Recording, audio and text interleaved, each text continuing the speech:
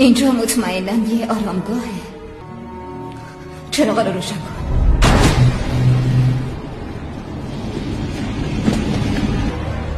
اینجا چه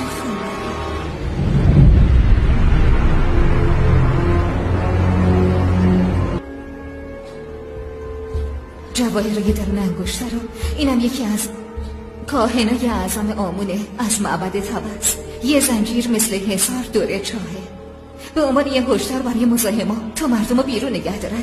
حتی یه راه هم برای افراد به دنیای زیر زمین ساخته نشده. هر چیزی که اون توه زنجیرها برای بالا آوردنش نیستن. اینجا یه آرامگاه نیست، یه زندانه.